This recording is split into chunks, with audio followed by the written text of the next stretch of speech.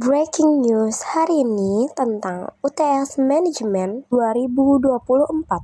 Sebelumnya, perkenalkan saya Siti Fatimah dari kelas Manajemen B dengan NIM 231031212037 yang akan membawa acara hari ini. Soal yang pertama, jelaskan bagaimanakah peran penting sebagai tanggung jawab sosial yang beretika sebagai anggota organisasi. Berikan contohnya. Sebagai anggota organisasi, kita memang memiliki tanggung jawab sosial yang beretika karena hal ini mencerminkan komitmen kita terhadap masyarakat dan lingkungan sekitar.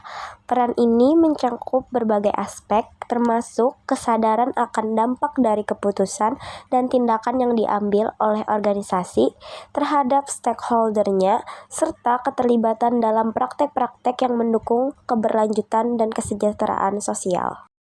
Contoh kasusnya bisa kita ambil dari sektor korporasi, di mana perusahaan harus memastikan bahwa kegiatan mereka tidak hanya menghasilkan keuntungan finansial, tetapi juga memperhatikan dampaknya terhadap masyarakat dan lingkungan sekitar. Sebagai anggota organisasi, tanggung jawab sosial dapat tercermin dalam berbagai keputusan dan tindakan seperti yang pertama ada praktek karyawan yang berkelanjutan. Sebagai anggota organisasi, kita dapat memastikan bahwa kebijakan dan praktek perusahaan mendukung kesejahteraan karyawan seperti program kesehatan dan keselamatan kerja, peluang pengembangan karir, dan keseimbangan kerja hidup yang sehat. Lalu yang kedua ada pengelolaan lingkungan, yang mana kita juga dapat memperhatikan bagaimana kegiatan organisasi mempengaruhi lingkungan, termasuk memastikan bahwa perusahaan menggunakan sumber daya secara efisien, mengurangi limbah, dan berupaya untuk mengurangi jejak karbon, yang dimana perusahaan atau organisasi ini harus bisa mengelola limbahnya agar sungai atau lingkungan dalam masyarakat itu tidak tercemar. Yang ketiga ada keterlibatan dalam komunitas. Organisasi juga dapat berperan aktif dalam mendukung komunitas lokal melalui program-program filantropi, sukarelawan, atau investasi dalam proyek-proyek yang bermanfaat bagi masyarakat sekitar. Yang keempat atau yang terakhir, etika bisnis, yaitu memastikan bahwa organisasi berperan dengan prinsip-prinsip etika bisnis yang tinggi, termasuk transparansi dalam hubungan dengan mitra bisnis, kepatuhan terhadap regulasi, dan penolakan terhadap praktik-praktik yang merugikan atau merugikan pihak lain. Adapun contoh spesifiknya bisa berupa perusahaan yang memilih untuk memperhatikan aspek-aspek sosial dan lingkungan dalam rantai pasokannya. Misalnya, sebuah perusahaan garment yang memastikan bahwa pabrik tempat produksi mereka berada memberikan kondisi kerja yang aman dan layak bagi karyawan, serta memperhatikan dampak limbah yang dihasilkan oleh proses produksinya terhadap lingkungan sekitar.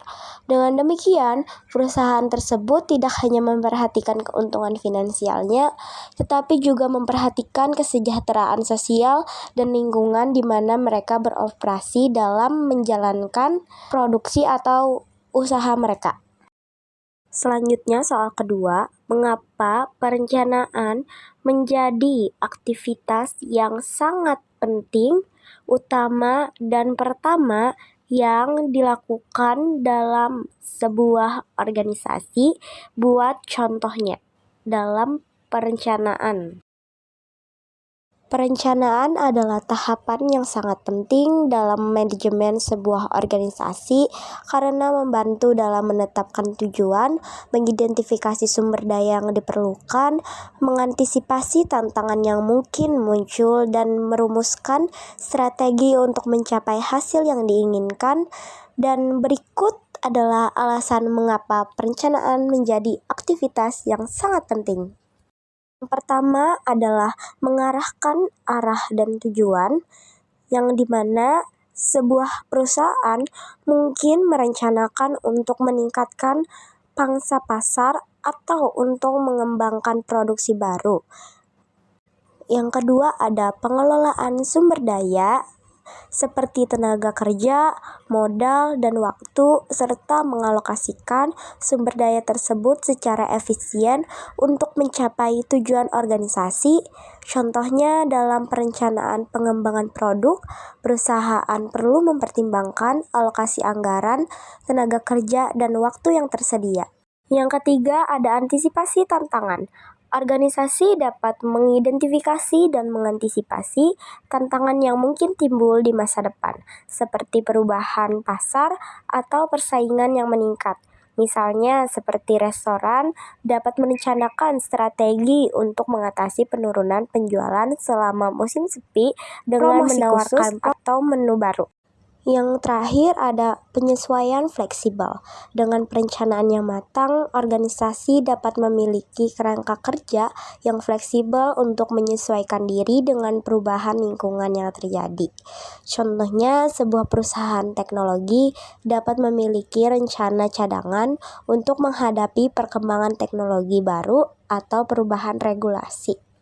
Nah, adapun contoh dalam perencanaan bisa berupa yaitu perusahaan teknologi, rencana pengembangan produk. Sebuah perusahaan teknologi merencanakan pengembangan produk baru untuk memperluas pangsa pasar mereka. Mereka menetapkan tujuan untuk meluncurkan produk baru dalam waktu 1 tahun dengan fitur-fitur inovatif yang memenuhi kebutuhan pasar yang berkembang. Perencanaan melibatkan identifikasi sumber daya yang diperlukan seperti tim pengembangan yang terampil, anggaran yang memadai, dan infrastruktur yang tepat. Selain itu, mereka juga merencanakan strategi pemasaran yang mencakup peluncuran produk, kampanye, promosi, dan kerjasama dengan mitra yang memastikan keberhasilan produk di pasar. Dengan perencanaan tersebut, perusahaan dapat memastikan bahwa mereka memiliki sumber daya yang cukup, mengatasi tantangan yang mungkin muncul, dan memiliki fleksibilitas untuk menyesuaikan strategi mereka sesuai dengan perubahan pasar atau teknologi. Soal ketiga adalah download sebuah artikel pada artikel Trendexinta hasil penelitian topik-topik di dalam perilaku organisasi dari materi 1-7 dan jelaskan garis besar isinya. Tiap mahasiswa harus berbeda artikel atau jurnal. Artikel yang saya ambil dari materi bab 4 tentang tanggung jawab sosial dan etika.